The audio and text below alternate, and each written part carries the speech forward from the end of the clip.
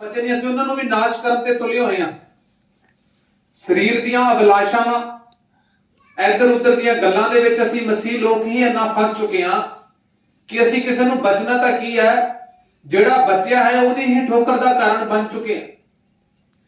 ਇਸੇ ਲਈ ਜੋ ਅੱਜ ਦਾ ਵਚਨ ਮੈਂ ਅੱਜ ਤਿਆਰ ਕੀਤੇ ਸੀ, ਦੋ ਤਿੰਨ ਵਚਨ ਮੈਨੂੰ ਸਮਝ ਨਹੀਂ ਆ ਰਿਹਾ ਸੀ ਮੈਂ ਕਿਹੜਾ ਵਚਨ ਅੱਜ ਸੁਣਾਵਾਂ।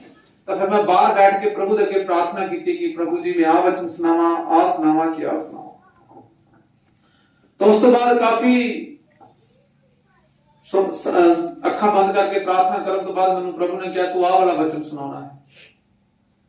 ਤਾਂ ਮੈਂ ਸਭ ਤੋਂ ਪਹਿਲਾਂ ਤੁਹਾਨੂੰ ਇੱਕ ਚੀਜ਼ ਜਿਹੜੀ ਗਵਾਹੀ ਉੱਤੇ ਦੱਸਣਾ ਚਾਹਾਂਗਾ।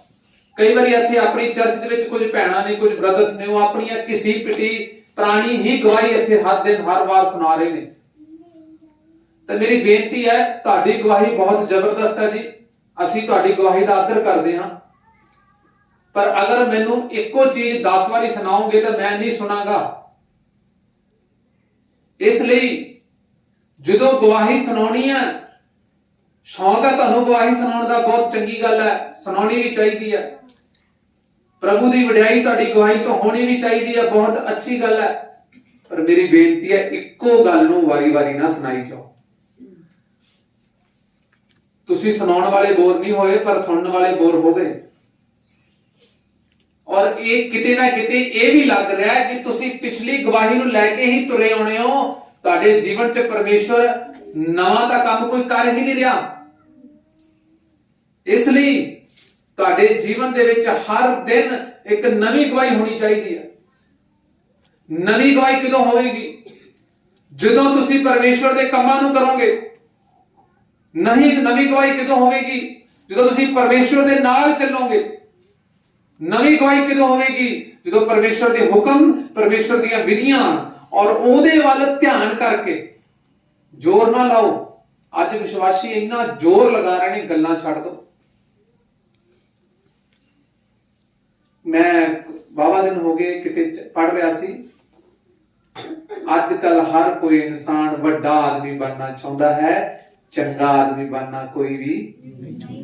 ਮੈਂ ਕਹਿਣਾ ਵੱਡਾ ਆਦਮੀ ਨਾ ਬਣੋ, ਇੱਕ ਚੰਗਾ ਵਿਸ਼ਵਾਸੀ ਬਣ ਜਾਓ। ਪਹਿਲਾਂ ਚੰਗਾ ਵਿਸ਼ਵਾਸੀ ਤਾਂ ਬਣ ਜਾਓ, ਤਾਂ ਖੁਦਾ ਪਰਮੇਸ਼ਵਰ ਤੁਹਾਨੂੰ ਆਪਣੇ ਆਪ ਯੂਜ਼ ਕਰਨਾ ਸ਼ੁਰੂ ਕਰ ਲੇਗਾ। ਤੁਹਾਨੂੰ ਧੱਕਾ ਲਾਉਣ ਦੀ ਲੋੜ ਨਹੀਂ ਪਰਮੇਸ਼ਵਰ। ਇਸ ਲਈ ਜਦੋਂ ਇੱਥੇ ਆ ਕੇ ਗਵਾਹੀ ਸੁਣਾਉਣੇ ਹੋ, ਕੋਸ਼ਿਸ਼ ਕਰੋ ਗਵਾਹੀ ਪੁਰਾਣੀ ਨਾ ਹੋਵੇ। ਤੁਹਾਨੂੰ ਪਤਾ ਕਿ ਅਗਰ ਮੈਂ ਸੁਣੀ ਹੈ ਤੇ ਅਗਰ ਜਿਹੜੇ ਮੇਰੇ ਸਾਹਮਣੇ ਬੈਠੇ ਉਹਨਾਂ ਨੇ ਉਹ ਗਵਾਹੀ ਸੁਣੀ ਹੋਈ ਆ, ਤਾਂ ਪਲੀਜ਼ ਕੋਸ਼ਿਸ਼ ਕਰੋ।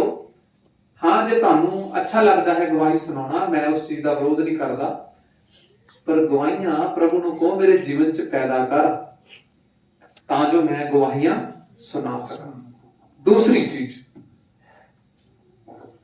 ਤੁਹਾਡੀ ਜਿਹੜੀ ਗਵਾਹੀ ਹੈ, ਪਹਿਲਾਂ ਤੁਹਾਡੀ ਘਰੇ ਕੀ ਹੈ ਤੇ ਬਾਹਰ ਕੀ ਹੈ, ਫਿਰ ਚਰਚ 'ਚ ਮੈਂ ਨਾ ਰੱਖਦਾ। ਅਗਰ ਚਰਚ ਵਿੱਚ ਤੁਸੀਂ ਜ਼ਬਰਦਸਤ ਗਵਾਹੀਆਂ ਦੇ ਰਹੇ ਹੋ, ਚਰਚ ਵਿੱਚ ਤੁਸੀਂ ਇਹ ਪੂਰਾ ਹੀ ਸ਼ੋਅ ਕਰ ਦਿੱਤਾ ਕਿ ਪਰਮੇਸ਼ਵਰ ਤੁਹਾਡੇ ਨਾਲ ਹੈ, ਪਰ ਕੀ ਉਹੀ ਪਰਮੇਸ਼ਵਰ ਤੁਹਾਡੇ ਘਰ ਦੇ ਵਿੱਚ ਨਹੀਂ ਹੈਗਾ? ਕੀ ਉਹੀ ਪਰਮੇਸ਼ਵਰ ਤੁਹਾਡੇ ਕੰਮਕਾਰ ਵਿੱਚ ਤੁਹਾਡੀ ਸਹਾਇਤਾ ਕਿਉਂ ਨਹੀਂ ਕਰ ਰਿਹਾ? ਜਦੋਂ ਤੁਸੀਂ ਹੋਰਾਂ ਨੂੰ ਬਚਾਉਣ ਦੇ ਨਾਲ ਲੱਗੇ ਹੋਏ ਹੋ, ਹੋਰਾਂ ਨੂੰ ਸਵਰਗ ਤੋਂ ਬਚਾਉਣ ਦੀ, ਸਵਰਗ ਦੇ ਵਿੱਚ ਤੁਸੀਂ ਲੈ ਕੇ ਜਾਣ ਦੀਆਂ ਗੱਲਾਂ ਕਰ ਰਹੇ ਹੋ, ਨਰਕ ਤੋਂ ਬਚਾਉਣ ਦੀ ਕੋਸ਼ਿਸ਼ ਕਰ ਰਹੇ ਹੋ, ਪਰ ਇੱਕ ਜਗ੍ਹਾ ਤੇ ਇੱਕ ਵਾਰੀ ਖੜ ਜਾਓ, ਖੜ ਕੇ ਥੋੜਾ ਜਿਹਾ ਇੱਕ ਵਾਰੀ ਸੋਚੋ ਕਿ ਕਦੇ ਆਪਣੀ ਵਾਈਫ ਬਾਰੇ ਸੋਚਿਆ, ਕਿੰਨਾ ਟਾਈਮ ਹੋ ਗਿਆ ਚਰਚ ਨਹੀਂ ਆ ਰਹੀ? ਆਪਣੇ ਬੇਟੇ ਬਾਰੇ ਸੋਚਿਆ, ਆਪਣੀ ਬੇਟੀ ਬਾਰੇ ਸੋਚਿਆ, ਆਪਣੇ ਮੰਮੀ ਡੈਡੀ ਬਾਰੇ ਸੋਚਿਆ? ਇਸ ਦਾ ਮਤਲਬ ਬ੍ਰਦਰ, ਤੇਰੀ ਗਵਾਹੀ ਅਧੂਰੀ ਹੈ। ਤੇਰੀ ਗਵਾਹੀ ਅਧੂਰੀ ਹੈ। ਦੂਸਰੀ ਚੀਜ਼, ਤੇਰੀ ਗਵਾਹੀ ਅਧੂਰੀ ਨਹੀਂ, ਤੇਰੀ ਗਵਾਹੀ ਸਿਰਫ ਸੁਣਾਉਣ ਦੇ ਲਈ ਚੰਗੀ ਲੱਗਦੀ ਹੈ। ਅਸਲ ਦੇ ਵਿੱਚ ਤੂੰ ਇਹ ਗਵਾਹੀ ਚਰਚ ਵਿੱਚ ਆ ਕੇ ਦੇ ਰਿਹਾ ਹੈ, ਪਰ ਅਸਲ ਜ਼ਿੰਦਗੀ ਦੇ ਵਿੱਚ ਤੂੰ ਕਿਸੇ ਨੂੰ ਵੀ ਇਹ ਚੀਜ਼ ਸ਼ੇਅਰ ਹੀ ਨਹੀਂ ਕਰਦਾ। ਹੁਣ ਅਗਲਾ ਸਵਾਲ ਹੈ ਕਿ ਸ਼ੇਅਰ ਆਪਾਂ ਕਰਦੇ ਕਿਉਂ ਨਹੀਂ? ਪਹਿਲੀ ਚੀਜ਼, ਕਈ ਵਿਸ਼ਵਾਸੀ ਸ਼ੇਅਰ ਹੀ ਇਸ ਲਈ ਨਹੀਂ ਕਰਦੇ ਕਿਉਂਕਿ ਉਹਨਾਂ ਦੇ ਕੰਮ ਹੀ ਐਸੇ ਨੇ ਕਿ ਦੂਸਰੇ ਬੰਦੇ ਨੂੰ ਪਤਾ ਲੱਗ ਜੂ ਵੀ ਇਹ ਮਸੀਹ ਹੈ।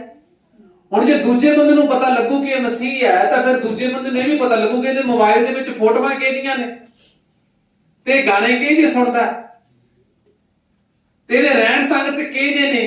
ਤੇ ਫਿਰ ਐਸੇ ਕਈ ਚੱਕਰ ਨੇ ਜਿਹਦੇ ਕਰਕੇ ਅਸੀਂ ਦੂਸਰਿਆਂ ਨੂੰ ਦੱਸਦੇ ਹੀ ਨਹੀਂ ਕਿ ਮੈਂ ਕੀ ਹਾਂ, ਮਸੀਹ। ਸਮਝ ਆ ਰਹੀ ਹੈ? ਇਸ ਲਈ ਜਿਹੜੀ ਤੁਹਾਡੀ ਗਵਾਹੀ ਹੈ ਨਾ, ਚਰਚ ਵਿੱਚ ਗਵਾਹੀ ਦਿਓ ਨਾ ਦਿਓ ਕੋਈ ਫਰਕ ਨਹੀਂ ਪੈਂਦਾ, ਕੋਈ ਫਰਕ ਨਹੀਂ ਪੈਂਦਾ। ਨਾ ਵੀ ਗਵਾਹੀ ਦਿਓਗੇ ਫਿਰ ਕੀ ਹੋ ਜਾਊਗਾ, ਕੁਝ ਨਹੀਂ ਹੁੰਦਾ। ਪ੍ਰਭੂ ਨੂੰ ਜਿਹੜੀ ਮਹਿਮਾ ਮਿਲਣੀ ਉਹ ਮਿਲਣੀ ਹੈ। ਪਰ ਅਗਰ ਉਹੀ ਗਵਾਹੀ ਤੁਸੀਂ ਆਪਣੇ ਡੈਡੀ ਨੂੰ ਦੇ ਰਹੇ ਹੋ ਜੋ ਚਰਚ ਨਹੀਂ ਆ ਰਿਹਾ, ਉਹੀ ਗਵਾਹੀ ਤੂੰ ਆਪਣੇ ਪਤੀ ਨੂੰ ਦੇ ਰਹੀ ਹੈ ਜੋ ਚਰਚ ਨਹੀਂ ਆ ਰਿਹਾ, ਉਹੀ ਗਵਾਹੀ ਤੂੰ ਆਪਣੇ ਰਿਸ਼ਤੇਦਾਰ, ਆਪਣੇ ਭੈਣ ਭਰਾ ਨੂੰ ਦੇ ਰਹੀ ਆ ਨਾ, ਫਿਰ ਉਸ ਗਵਾਹੀ ਦਾ ਉਸ ਬੰਦੇ ਤੇ ਅਸਰ ਹੋਣਾ। ਸਾਨੂੰ ਸੁਣਾ ਕੇ ਕੀ ਕਰੀਨਾ, ਉਸ ਤਾਂ ਪਹਿਲੇ ਹੀ ਪ੍ਰਭੂ ਚ ਹੈਗੇ ਆ। ਮੇਰੀ ਗੱਲ ਸਮਝ ਰਹੇ ਹੋ? ਸਮਝ ਰਹੇ ਹੋ ਨਹੀਂ ਸਮਝ ਰਹੇ? ਮੈਂ ਤਾਂ ਪਹਿਲੇ ਹੀ ਪ੍ਰਭੂ ਚ ਹੈਗਾ, ਤੁਸੀਂ ਤਾਂ ਪਹਿਲੇ ਹੀ ਪ੍ਰਭੂ ਚ ਹੈਗੇ ਹੋ। ਹਾਂ ਠੀਕ ਹੈ, ਤੁਹਾਡੀਆਂ ਗਵਾਹੀਆਂ ਦੇ ਨਾਲ ਸਾਡਾ ਵਿਸ਼ਵਾਸ ਜ਼ਰੂਰ ਵੱਧਦਾ, ਸਾਡਾ ਵਿਸ਼ਵਾਸ ਜ਼ਰੂਰ ਵੱਧਦਾ, ਪਰ ਅਸਲ ਦੇ ਵਿੱਚ ਉਹ ਗਵਾਹੀਆਂ ਇੰਨਾ ਕੰਮ ਨਹੀਂ ਕਰਦੀਆਂ ਸਾਡੇ ਤੇ ਜਿੰਨਾ ਇੱਕ ਨਵੇਂ ਬੰਦੇ ਦੇ ਜੀਵਨ ਚ ਕਰਦੀਆਂ, ਜਿਹਨੂੰ ਪ੍ਰਭੂ ਬਾਰੇ ਪਤਾ ਹੀ ਨਹੀਂ ਹੈ। ਉਹਦੇ ਲਈ ਇਹ ਅਚੰਭੇ ਵਾਲੀਆਂ ਗੱਲਾਂ ਨੇ, ਸਾਡੇ ਲਈ ਇਹ ਅਚੰਭੇ ਵਾਲੀਆਂ ਗੱਲਾਂ ਨਹੀਂ ਹੈਗੀਆਂ। ਸਾਡੇ ਲਈ ਕੋਈ ਅਗਰ ਜ਼ਬਰਦਸਤ ਤਰੀਕੇ ਨਾਲ ਕੋਈ ਬਚ ਗਿਆ, ਧੰਨਵਾਦ ਹੈ ਪ੍ਰਭੂ ਦਾ, ਪ੍ਰਭੂ ਦੀ ਕਿਰਪਾ ਹੈ, ਪਰ ਇੰਨੇ ਅਚੰਭੇ ਵਾਲੀਆਂ ਗੱਲਾਂ ਨਹੀਂ। ਕਿਉਂਕਿ ਪਰਮੇਸ਼ਵਰ ਦੇ 10 ਲੋਕੋ ਇੱਕ ਗੱਲ ਸੁਣ ਲਓ, ਇਹਨਾਂ ਅਚੰਭੇ ਵਾਲੀਆਂ ਗੱਲਾਂ ਤੋਂ ਸਭ ਤੋਂ ਅਚੰਭੇ ਵਾਲੀ ਗੱਲ ਇਹ ਹੈ ਕਿ ਉਹਨੇ ਤੁਹਾਨੂੰ ਚੁਣ ਲਿਆ। ਸਾਰੇ ਬੋਲੋ ਹਾਲੇਲੂਇਆ। ਸਭ ਤੋਂ ਅਚੰਭੇ ਵਾਲੀ ਗੱਲ ਇਹ ਹੈ, ਸਭ ਤੋਂ ਜ਼ਬਰਦਸਤ ਗਵਾਹੀ ਤੁਹਾਡੇ ਜੀਵਨ 'ਚ ਇਹ ਹੈ ਕਿ ਉਹਨੇ ਤੁਹਾਨੂੰ ਚੁਣ ਲਿਆ ਸਵਰਗ ਜਾਣ ਦੇ ਲਈ, ਉਹਨੇ ਤੁਹਾਨੂੰ ਚੁਣ ਲਿਆ ਚੰਗੇ ਜੀਵਨ ਜੀਣ ਦੇ ਲਈ, ਉਹਨੇ ਤੁਹਾਨੂੰ ਬੇਟੇ ਔਰ ਬੇਟੀ ਬਣਾ ਲਿਆ। ਸਭ ਤੋਂ ਜ਼ਬਰਦਸਤ ਗਵਾਹੀ ਇਹ ਹੈ। ਔਰ ਦੂਸਰੀ ਚੀਜ਼, ਤੁਸੀਂ ਆਪਣੀ ਗਵਾਹੀ ਦੇ ਰਹੇ ਹੋ, ਅੱਛੀ ਗੱਲ ਹੈ, ਦੇਣੀ ਚਾਹੀਦੀ ਹੈ, ਪਰ ਨਿਆਰਾ ਉਸ ਦਿਨ ਹੈ, ਮਜ਼ਾ ਉਸ ਦਿਨ ਹੈ ਪਰਮੇਸ਼ਵਰ ਤੁਹਾਡੀ ਗਵਾਹੀ ਦੇਵੇ। ਸਾਰੇ ਬੋਲੋ ਹਾਲੇਲੂਇਆ। ਤੁਸੀਂ ਗਵਾਹੀ ਨਾ ਦੇ। ਮੈਂ ਇੰਨਾ ਹੈਰਾਨ ਹਾਂ ਵਿਸ਼ਵਾਸੀਆਂ ਔਰ ਪਾਸਟਰਾਂ ਤੋਂ, ਮੈਂ ਬਹੁਤ ਘੱਟ ਪਾਸਟਰ ਔਰ ਵਿਸ਼ਵਾਸੀਆਂ ਨੂੰ ਮਿਲਦਾ ਦੂਸਰੇ ਚਰਚ ਦੇ। ਮੈਨੂੰ ਕੋਈ ਉਹਨਾਂ ਤੋਂ ਨਫ਼ਰਤ ਨਹੀਂ ਹੈਗੀ। ਅੱਜ ਕਿਸੇ ਵਿਸ਼ਵਾਸੀ ਨੂੰ ਮਿਲੋਗੇ ਤਾਂ ਉਹ ਪਰਮੇਸ਼ਵਰ ਦੇ ਗੁਣ ਘੱਟ, ਆਪਣੇ ਪਾਸਟਰ ਦੇ ਗੁਣ ਜ਼ਿਆਦਾ ਗਾ ਰਹੇ ਨੇ। ਸਾਡੇ ਪਾਸਟਰ 'ਚ ਇੰਨਾ ਜ਼ਿਆਦਾ ਮਸਾ ਹੈ, ਉਹਨੂੰ ਸੁੱਟਤਾ ਤੇ ਦੂਜੇ ਨੂੰ ਖੜਾ ਕਰ ਦਿੱਤਾ।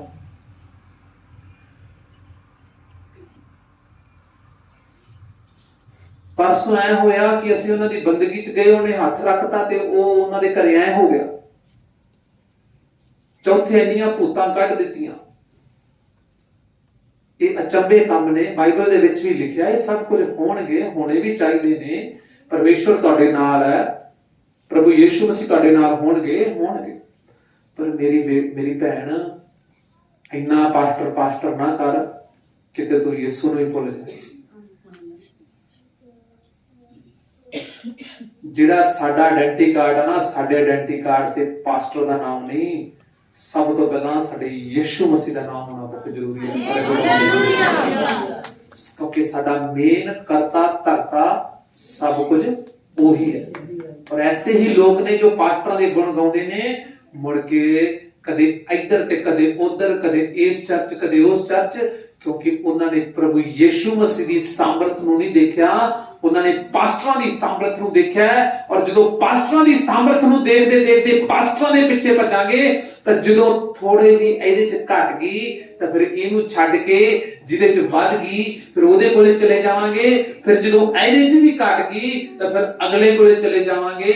ਫਿਰ ਇਹ ਸਾਮਰਥ ਹੀ ਹੋਵੇਗੀ, ਹੋਰ ਕੁਝ ਨਹੀਂ ਹੋਵੇਗਾ। ਔਰ ਮੈਂ ਤੁਹਾਨੂੰ ਕਹਾਂ, ਇਹੋ ਜਿਹੇ ਲੋਕ ਕਦੇ ਟਿਕ ਕੇ ਸਿੱਖਦੇ ਨਹੀਂ, ਔਰ ਜੋ ਸਿੱਖਦੇ ਨਹੀਂ ਉਹ ਖੜੇ ਨਹੀਂ ਰਹਿੰਦੇ ਪਰਮੇਸ਼ਵਰ 'ਚ। ਸਾਰੇ ਬੋਲੋ ਹਾਲੇਲੂਇਆ। ਇਸ ਲਈ ਗਵਾਹੀ ਜਿਹੜੀ ਸੁਣਾਉਣੀ ਹੈ, ਤੇ ਪਾਸਟਰਾਂ ਦੀ ਗੱਲ ਵੀ ਸੁਣ ਲਓ। ਮੈਂ ਇੱਕ ਦੋ ਵਾਰੀ ਬਹੁਤ ਪਰਮੇਸ਼ਵਰ ਦੇ ਦਾਸ, ਖੁਦਾ ਮਾਫ ਕਰੇ, ਮੈਂ ਉਹਨਾਂ ਨੂੰ ਜਦੋਂ ਮਿਲਦਾ, ਉਹ ਮੈਂ ਤਾਂ ਸਾਡੇ ਸੰਤਾਂ ਨੂੰ ਨਹੀਂ ਕੁਝ ਦੇਣਾ, ਉਹ ਤਾਂ ਬੁਲਾਇਆ ਹੀ ਨਹੀਂ ਬੋਲਦੇ, ਪਾਸਟਰ ਜਾਰਜ ਜੀ ਹਾਲੇਲੂਇਆ। ਤੇ ਜੇ ਅਸੀਂ ਕੋਈ ਸਵਾਲ ਪੁੱਛ ਲਈਏ, ਉਹ ਕਹਿੰਦੇ ਵੇਲੇ ਸਮੇਂ ਗੱਲ ਕਰਾਂਗੇ, ਕੋਈ ਗੱਲ ਨਹੀਂ। ਉਹ ਤਾਂ ਇਹੋ ਜਿਹਾ ਸੁਭਾਅ ਉਹਨਾਂ ਦਾ ਕਿ ਬੋਲਦੇ ਨਹੀਂ। ਤੇ ਮੈਂ ਕਈ ਇਹੋ ਜਿਹੇ ਵੇਖੇ ਨੇ, ਚੁੱਪ ਹੀ ਨਹੀਂ ਹੁੰਦੇ, ਚੁੱਪ ਹੀ ਨਹੀਂ ਹੋ ਰਹੇ। ਔਰ ਗੱਲਾਂ ਕੀ ਕਰ ਰਹੇ ਆ, ਮੈਂ ਇੱਥੇ ਗਿਆ ਆ ਹੋ ਗਿਆ, ਮੈਂ ਉੱਥੇ ਗਿਆ ਆ ਹੋ ਗਿਆ, ਹੁਣ ਮੈਨੂੰ ਪਰਮੇਸ਼ਵਰ ਨੇ ਆ ਬਣਾ ਦਿੱਤਾ, ਹੁਣ ਮੈਨੂੰ ਖੁਦਾ ਨੇ ਆਤਮਾ 'ਚ ਕਿਹਾ ਕਿ ਹੁਣ ਤੂੰ ਆ ਬਣ ਗਿਆ। ਆਪਣੇ ਮੂੰਹੋਂ ਹੀ ਆਪਣੀਆਂ ਵਡਿਆਈਆਂ। ਸਹੀ ਹੈ ਕਿ ਗਲਤ ਹੈ ਜੀ? ਤੇ ਮੈਂ ਕਹਿਣਾ, ਤੁਹਾਡੀ ਵਡਿਆਈ ਤੁਸੀਂ ਆਪਣੇ ਮੂੰਹ ਨਾ ਕਰੋ, ਤੁਹਾਡੀ ਵਡਿਆਈ ਤੁਹਾਡਾ ਪਰਮੇਸ਼ਵਰ ਲੋਕਾਂ ਤੋਂ ਕਰਵਾਵੇ। ਸਾਰੇ ਬੋਲੋ ਹਾਲੇਲੂਇਆ। ਚੰਗੀ ਗੱਲ ਹੈ ਤੁਸੀਂ ਗਵਾਹੀ ਦੇ ਰਹੇ ਹੋ, ਤੁਸੀਂ ਖੁਦਾ ਦੇ ਦਾਸ ਹੋ। ਚੰਗੀ ਗੱਲ ਹੈ ਤੁਸੀਂ ਸਾਨੂੰ ਦੱਸ ਰਹੇ ਹੋ ਕਿ ਪਰਮੇਸ਼ਵਰ ਕਿੰਨੇ ਕਿੰਨੇ ਜ਼ਬਰਦਸਤ ਔਰ ਅਚੰਭੇ ਕੰਮ ਤੁਹਾਡੇ ਦੁਆਰਾ ਕਰ ਰਿਹਾ ਹੈ, ਪਰ ਤੁਹਾਨੂੰ ਦੱਸਣ ਦੀ ਲੋੜ ਨਹੀਂ, ਤੁਹਾਡੇ ਕੰਮ ਦੱਸਣ। ਆ ਗਵਾਹੀ ਤੇ ਜਿਹੜੀ YouTube ਤੇ ਗਵਾਹੀ ਅਪਲੋਡ ਕਰਦੇ ਆ, ਇਹ ਤਾਂ ਸਮੇਂ ਦੇ ਅਨੁਸਾਰ ਕਰਨੀ ਪੈਂਦੀ ਹੈ, ਕਿਉਂਕਿ ਲੋਕ ਅੱਜ ਇੰਟਰਨੈਟ ਤੇ ਹੀ ਜੁੜ ਚੁੱਕੇ ਨੇ, ਇਸ ਲਈ ਗਵਾਹੀਆਂ ਇੰਟਰਨੈਟ ਤੇ ਅਪਲੋਡ ਹੁੰਦੀਆਂ। ਪਰ ਪਿਛਲੇ ਸਮਿਆਂ ਦੇ ਵਿੱਚ ਤੁਸੀਂ ਯੀਸ਼ੂ ਮਸੀਹ ਦੇ ਟਾਈਮ ਅਗਰ ਦੇਖੋਗੇ ਕਿ ਉਦੋਂ ਇੰਟਰਨੈਟ ਸੀ, ਬੋਲੋ ਸੀ ਕਿ ਨਹੀਂ ਸੀ? ਅੱਛਾ, ਉਦੋਂ ਪ੍ਰਭੂ ਯੀਸ਼ੂ ਮਸੀਹ ਪ੍ਰਚਾਰ ਕਰਦੇ ਸੀ, ਚੰਗਾ ਕਰਦੇ ਸੀ। ਅੱਛਾ, ਪਰ ਇੰਨੇ ਲੋਕ ਪ੍ਰਭੂ ਯੀਸ਼ੂ ਮਸੀਹ ਦੇ ਪਿੱਛੇ ਫਿਰ ਕਿਵੇਂ ਜੁੜ ਜਾਂਦੇ ਸੀ? ਕਿਉਂਕਿ ਉਦੋਂ ਦਾ ਇੰਟਰਨੈਟ, ਉਦੋਂ ਦੇ ਲੋਕ ਸੀ। ਸਾਰੇ ਬੋਲੋ ਹਾਲੇਲੂਇਆ। ਉਦੋਂ ਦਾ ਇੰਟਰਨੈਟ, ਉਹ ਲੋਕ ਸੀ ਜਿਹੜੇ ਚੰਗੇ ਹੁੰਦੇ ਸੀ, ਉਹ ਲੋਕ ਸੀ ਜਿਹੜੇ ਬਚਦੇ ਸੀ। ਮੈਂ ਪਿਛਲੇ ਦਿਨਾਂ ਦੇ ਵਿੱਚ ਇੱਕ ਪੜ੍ਹ ਰਿਹਾ ਸੀ, ਮੈਂ ਉਹ ਆਇਤ ਨੋਟ ਨਹੀਂ ਕੀਤੀ ਔਰ ਨਾ ਹੀ ਮੈਂ ਉਸ ਨੂੰ ਪ੍ਰਚਾਰ ਵਿੱਚ ਬੋਲਣਾ ਸੀ, ਪਰ ਮੈਂ ਬੋਲ ਰਿਹਾ। ਇੱਕ ਜਗ੍ਹਾ ਤੇ ਕੀ ਹੁੰਦਾ ਕਿ ਇੱਕ ਬੰਦਾ ਚੰਗਾ ਹੋ ਜਾਂਦਾ, ਮੈਨੂੰ ਸ਼ਾਇਦ ਉਹਨੂੰ ਕੋਈ ਬਿਮਾਰੀ ਸੀ ਕਿਸੇ ਨਾ ਕਿਸੇ ਕਾਰਨ, ਔਰ ਉਹ ਬਿਮਾਰੀ ਉਹਨੂੰ ਜਮਾਂਦਰੂ ਸੀ, ਔਰ ਫਰੀਸੀ ਲੋਕਾਂ ਨੇ ਉਹਨੂੰ ਮੰਦਰ ਦੇ ਵਿੱਚ ਰੋਕ ਕੇ ਕਿਹਾ, ਉਹ ਤੋਂ ਕਨਫਰਮ ਕੀਤਾ ਕਿ ਭਾਈ ਜਿਹੜਾ ਤੇਰੀ ਇਹ ਬਿਮਾਰੀ ਹੈ ਇਹੀ ਸੀ? ਉਹ ਕਹਿੰਦਾ ਹਾਂ ਇਹੀ ਸੀ।